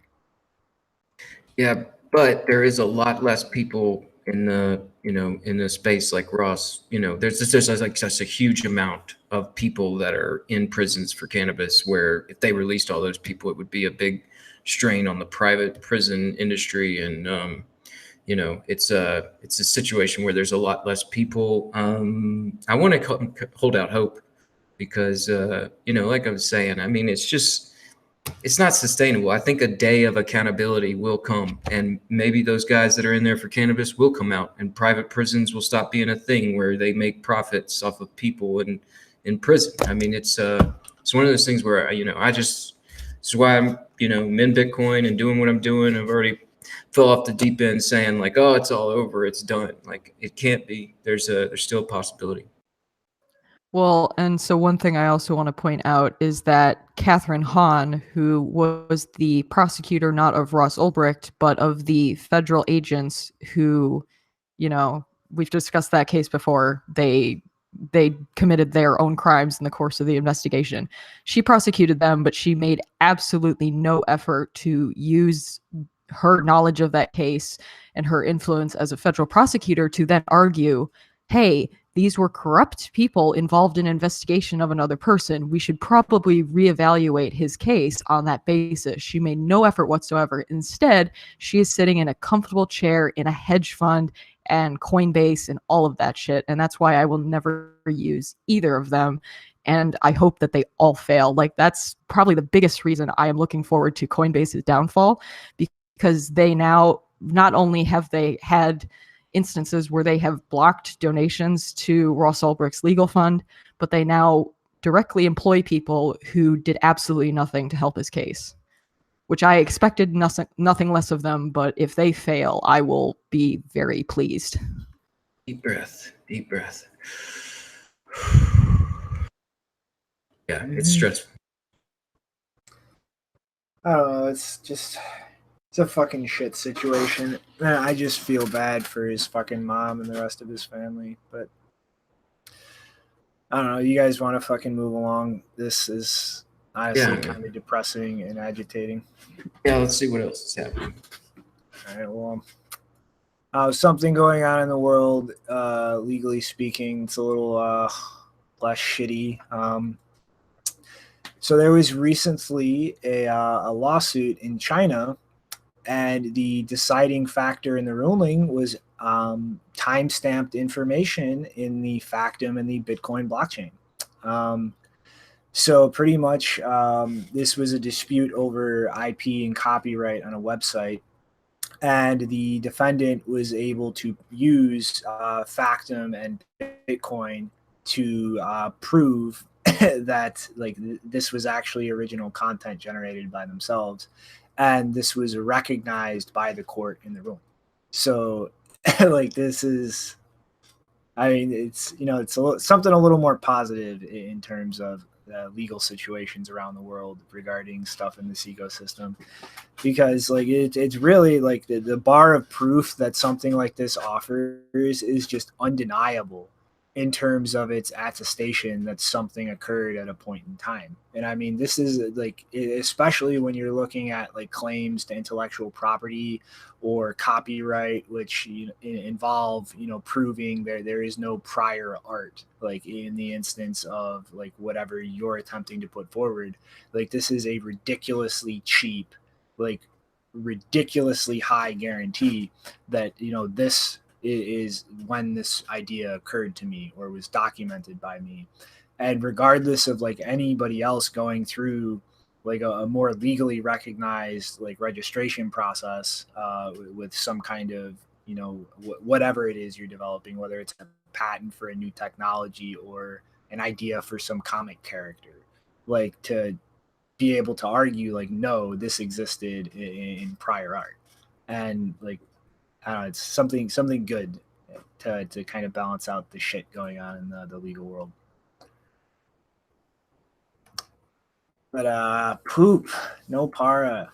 I know you're in Lisbon and you're getting ready for the conference, but Blake bailed on us. Now you got to bail on us. Yes, I got a bail on you. So I'm not sure you realized, but this was the last episode I've been. So yeah. Thanks a lot, guys. It's been a real pleasure. For those of you who don't know, I'm going to speak at the Breaking Bitcoin conference in the 3rd of this month, so in 2 days, and I'm going to have the second talk So there is that, and also the privacy panel, which is on the afternoon of the 3rd of July. Yes. So looking forward to it. Thanks a lot for the digest. It was really fun. Make sure to grab one of those Swiss chocolate cookies from the shift table because I want one, but I can't have one right now. All right. Chris is going to take you one now. He better. Okay. All right. Thanks, man. guys. It was a pleasure having you on, and like we said in the past, anytime you're welcome, man. And hope everything goes well, and I'll be watching it for sure. All right. Same here. You might think this is your last episode, No Para, but we're gonna keep trying to drag you back in here. All right. So, bye, guys. Later, man. I hope the presentation goes well. Another one bites the dust. Oh. Everybody's abandoning us. Oh man, it's all right. We'll see him in a couple of days on Breaking Bitcoin, and we'll have him back one day. Come on, guys. We got to keep up the full billionaire juice activation. All right. Some news in the world of billionaires. A further update in the progressing Constitutional Congress known as EOS. So, Block One, the company behind EOS, has made a public statement recently that they're going to start voting in the block producer selection. And yes, this is an incredibly misleading blog post. As a recipient of 10% of the initial EOS token allocation, you see how they downplay that. It's only 10% of the tokens. But if we go look here, what's the average range of tokens that decide a winning vote? 29 to 49 million. So that's about half of the 90 million tokens that Block One has at their disposal to vote. What? They don't control that. No. My democracy, my constitution that can be unilaterally decided on by a single company. Your constitution. Oh man. Yeah, this EOS stuff is just crazy. Also, it's pretty funny how they use the word received, like they received these tokens and this voting power. It's kind of like, oh my God, I just gave birth to a baby. Where did it come from? I just received this baby from somewhere. Where did it come from? It's not like I created it or anything. Someone just gave it to me. Whose responsibility is this? I'll take it.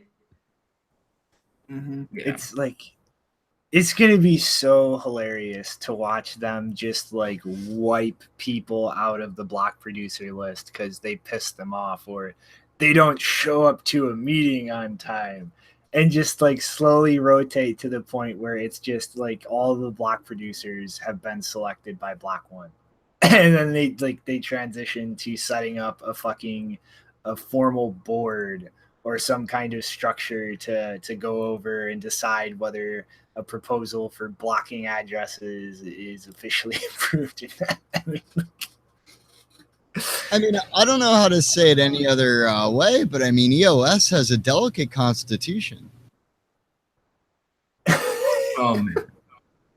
Yeah, it's pretty damn bad. Like, they created that blacklist, and yeah, I'm sure they're gonna get it to where they want it. It's I don't know, man. Whenever these things happen, it's just like, I don't know. This is just so much evidence of like it just being this centralized thing that's not gonna do anything.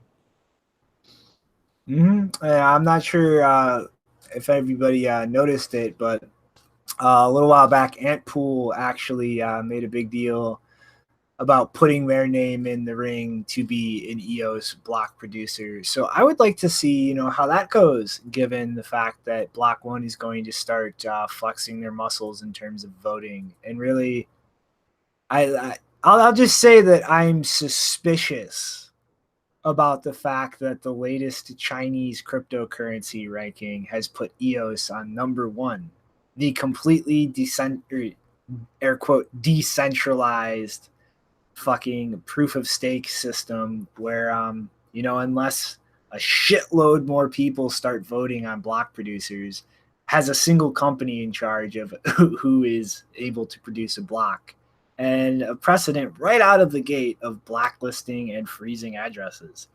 I wonder why China considers that the #1 cryptocurrency. Man, yeah, that's something I didn't think of, but that sounds about right. I'm sure they would like that. So let's all give a round of applause to one of the biggest shit coins in the entire ecosystem. It will be fun watching them burn. Congratulations, Zeos. All right. Another slide along. This is kind of shitty, but apparently Bitmex.com is banning all Quebec users from their services. And the reason is really fucking stupid. There is actually a law in Quebec mandating financial exchanges to have the entire site translated in French. So it's not KYC, AML regulations. It's not really anything like directly related to the structure of Bitmex's product or the fact that you can just go use it completely anonymous. It's because the website isn't in French. They're having to close off an entire province of customers because the website isn't in French, and that could get them sued. Wow. Come on, let's say bon ton roulette. Yeah, we speak a little bit of French down there in the South, and I don't know, just the whole website's got to be true. I mean, like when I first saw it, I thought it was because of some regulations to do with gambling, but this is a lot more ridiculous. But I don't know, at least that's kind of an easy fix, I suppose. You just translate everything over. But yeah, it's a little bit of work. So kind of weigh and balance, see whether or not it's worth it. I mean, it's the silliest fucking thing in the world. Like, it's okay because your government is mad that we're not like KYCing you. I can get because your government's mad that we're just letting you do however much volume you want. I can get, but because we don't have the site listed in French. I mean, it's just fucking absurd the kinds of laws that are made around the world regarding financial institutions. I mean, this is the most fucking ridiculous thing in the world. Like, if you are from Quebec, okay, there's a decent number of the population that's just French speaking or more French speaking than, or more fluent in French than English. But hey, if somebody can't fucking speak English, then they're probably not going to be using the website where everything's in English and they have no idea what they're doing anyway. Like, it's like the barrier is there already. The people who can't use the platform aren't going to use the platform. Why the fuck is this law there to prevent people who can read and understand English from using this platform just because there are other people who can't? It's ridiculous. It's like there's people in the world who don't have a driver's license. So you shouldn't be allowed to have a driver's license because there's other people out there who don't. Well, I mean, it's also weird from Bitmex's perspective because, I mean, even if Quebec as a region wasn't as valuable to them in terms of the number of customers that come from there, it just seems like it would be worth it for them to keep those customers and also to attract French ones. Like, what it seems like I'm always surprised when exchanges aren't willing to like shell out a small amount of money to do basic infrastructure work like translation for their platform. Like, I feel like that would be worth it regardless. Like, French is, it's a big language. It's big enough that you should want to support it on your platform. Yeah, it's one of those things like I was talking about earlier with the wallet. I mean, it's like if you want to get as many people as possible, you open up all those barriers, and including people that don't know English. And yeah, but Canada passed that crazy law about speech not too long ago, where it was like you gotta call people by their proper pronouns that they want to be called. And, you know, it's a different speech laws over there in Canada. I mean, kind of goofy. I don't know. I don't know what to say other than like they got this thing where it's like, yeah, it's either for everyone or no one. The communist utopia will rise from the ashes, my comrade. From the cold mist of Quebec. Yeah, it's just it's fucking silly. Like that's really all I have to say. Well, short random tangent that has to do with Russia and like weird laws that limit people based on where they're from. There's this video that I saw recently by Wendover Productions that explained why it was like the history of international flights and Russia. And apparently for the longest time, because of the Cold War, not surprisingly, Russia would like not allow any planes to fly over the US. And so Alaska became like this huge international airline hub as like a stopping point between like Europe and North America, or at least the West side. And then when Russia started allowing international flights, they only let one airline per country fly over their country. And that still exists to this day. They only let one airline per country register, except for a few cases like British Airways and like Virgin and stuff. But yeah, it's weird requirements. Yeah, like the flying into countries, yeah, they're pretty strict on regulations on that. Like, yeah, but I don't know. Yeah, the speech one's kind of crazy, but I'm sure we can dig up something where if you say something wrong in Russia, it's not just you're breaking the law, you're going to the gulag. Gulag for you, comrade.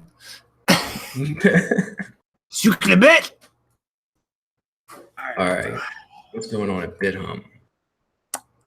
Well, we'll glance at this statement from them, and then move right along because the translation is completely fucking broken. I'll look at a part or two of it after we go through this much more intelligible article by CoinDesk. But pretty much they've reached out to a lot of other exchanges after tracking the stolen coins, and were able to get a large amount of them back, so roughly half. So from the $31 million worth of crypto stolen, they were able to get roughly 14 million back. So the damages that they're going to have to eat in paying back customers is pretty much cut in half. So good news for them. But this is the first time they've actually kind of broken down what was stolen. So most of it was Bitcoin. There was around 2016 Bitcoin taken, around 12 million. And then most of the other, like value-wise, was around 2,000 Ether, a little less than 700 Bcash, and 5.2 million XRP. So around a little less than a million, a little less than 500,000, and 2.4 million. And yeah, so they've instituted this update. They are still not doing withdrawals or deposits. And now to go back to trying to make sense of Google Translation's bastardization of this, I think pretty much what they're going to be doing, and I'm don't take me 100% at my word here. I'm going off of a broken computer translation of South Korean, but it looks like what they are going to be doing is opening a claims ticket system and allowing you to file claims for losses. And then from that point, I think what they're going to do, if this translation is roughly correct, will be giving around 10% interest on anything you've lost over the period before they've actually done payouts again.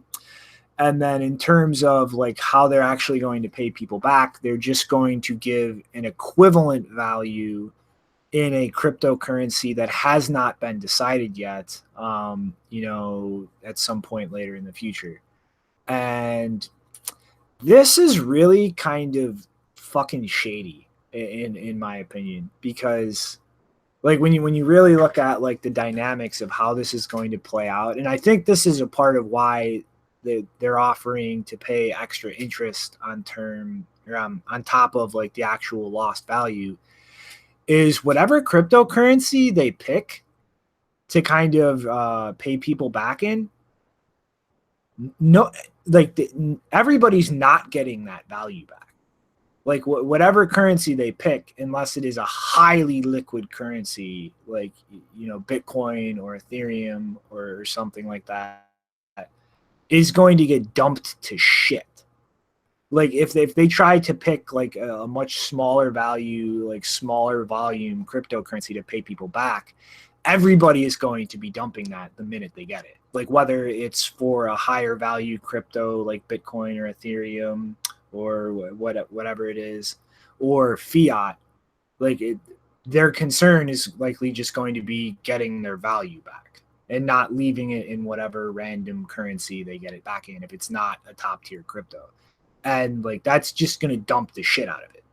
Like, and like the buy side demand, I highly doubt is going to be there, considering everybody's gonna realize and put together here that everybody getting this coin in compensation for this hack is gonna dump the shit out of it. So nobody's really gonna want to buy that until it's really crashed down and they can try and play a trading opportunity. And so like unless they go with something like really in the top rank of like market cap and volume cryptocurrencies to pay people back, this is fucked up. Like if they try to take some more obscure or low value cryptocurrency and pay people back with that, this is just them like just trying to save as much money on their end as possible in like making customers whole, and will probably wind up fucking the customers even more if there is just a rush to liquidate whatever currency they pay people back in. Yeah, it's I don't know. It's like we were kind of speculating on the story. It was like kind of like right at the amount that they owed in taxes, and now this, and I don't know. Just the yeah, it's I guess good to get a little bit more information out of it, but you know, still not quite sure out of the woods as far as what's going to happen with the rest of it and how exactly it's going to play out. But yeah, I imagine people would rather just get their Bitcoin back. Mm-hmm. I mean, so like I really hope that they decide to at least pay it back with like Bitcoin or Ethereum or something that actually has a very big market cap and a lot of volume to actually be able to support people like liquidating it to kind of get their money back, because otherwise like this is just shady as fuck. All right. And I guess slide along into the last thing. It's the drama in Twitter that led to this this title of today's episode. And we gotta go over the artwork too, man. This guy, Craig Wright, am I right? Hey, it's Yeah. full billionaire mode. Well, the funniest part for me is that he temporarily made his account private. I'm not sure why, but it sounds like he was just he was making it private so he had like some time to block what he considers to be trolls. I'm not blocked. I'm very disappointed. I'm not big enough to be blocked by fake Toshi. But I did find it funny that, you know, he makes this tweet where he's like saying screw you, Peter Todd, and all of that. Well, toddler, not Peter Todd. And then right after this tweet, he like the next one is about him going clubbing with his boys. And so we made a joke yesterday that, you know, we had the impression that he was going to challenge Peter Todd to some sort of dance off, you know, because that's the direction he went in after this.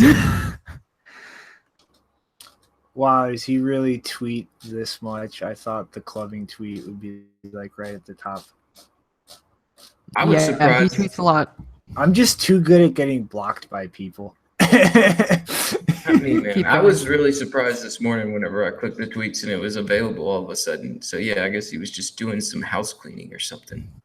There it is. There we go. I feel bad for people who haven't gotten blocked by him. Like, Jesus Christ, that is so much nonsensical bullshit to have to deal with. I'm not following him, so I probably Well, should. I mean, go ahead. I was just gonna say I Oh, probably you- should you because it's a should. comedy fest. So. Yeah, I mean, I don't follow him either. I just like sometimes when people are like, "Oh, Craig writes stupid," I go and look at his profile, and it's like, "Yep, he said something stupid." Well, he also has like the worst OPSEC of any person in Bitcoin I know, because he'll like tweet pictures and be like, he won't even be like, "Here's a theater production I'm watching." He'll be like, "Here's a theater production I'm watching, the street it's on, the building number," and like.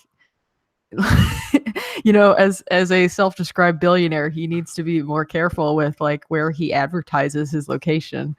It's a cypherpunk, man. Yeah, I don't think he would be happy about a lot of his choices were he to get kidnapped or something and then not actually have the money that he constantly claims he did to give them, because he's completely full of shit. I don't, I would not be happy to see that happen to anybody, but like that's you're just asking for it, you fucking dumbass. Like, Ouch. Yeah, I'd be making a phone call to Veer or Jihan, get that funding.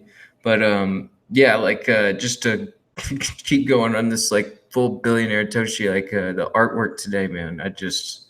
Man, like that was a good move with the Batman. And then I got to give a shout to Mr. Hoddle, who said like, his face isn't fat enough. And yeah, like I kind of came up with that Batman and Robin figure. It's like, that was perfect. So you good job on that. improved my meme exponentially. You and Hoddle, man, because I was running through a bunch of pictures of billionaires and the way that like I could kind of just visually put it into frame, and you had that picture of Batman and Hoddle was right. I was like, oh, this is it. This is it. Good job, guys. Mm-hmm. All right, so it's that time, I guess. Final thoughts. Got Janine's already loaded up, so you want to take that away, Janine? Yeah, my only thought for today is that a few days ago, someone posted that they had made this really cool and very accessible archive of the former. There's still currently a cypherpunk mailing list running, but it's not at all the same crowd of people. But they actually made a really nice archive of the original cypherpunk mailing list, and they even organized it by author, so you can go in there and you can look at posts from a particular person that you are interested in. So I just think that's a really good idea, because most people probably wouldn't be able to find that or have copies. So that's a really cool thing to have now. Yeah, I'm gonna check that out. Just one thought today. I'm sure you come up with another one. I'm just saying, like, my final thought for today is I'm excited, man. I got the meetup coming back up. It's been like kind of a rough couple months, and moving and go and visit the family, and all this stuff that's sort of just come up where kind of just inhibited the process. But ran into some people yesterday, and it looks like we're going to try and get our next meetup in a couple of weeks, and maybe we'll have somebody special towards the end of the month. Hopefully I could break on that. But yeah, just if you're going to be in the Boulder, Colorado area in a couple of weeks, be sure to check out the Boulder Valley Bitcoin meetup page and come check us out. Acnix, got any last thoughts? Yeah. So it looks like scrolling through Instagram, and I was like, oh, hey, Roger Ver. Those are some nice couch cushions you're selling. Oh, wow, those logos look a lot like Bitcoin Core logos. Oh, wow, those couch cushions could pass for Bitcoin Core logos. I could potentially sit on a couch and be completely tricked into thinking that I was sitting on a Bitcoin Core couch. This is a real problem. And I understand the argument now that sidechains are sofas. Like, it makes sense. But anyway, don't forget, get your BCH couch cushion pillow. I don't think there's an actual website. Maybe there is. I don't know. Bitcoin.org, I think. Yeah, give it a shot. See what happens.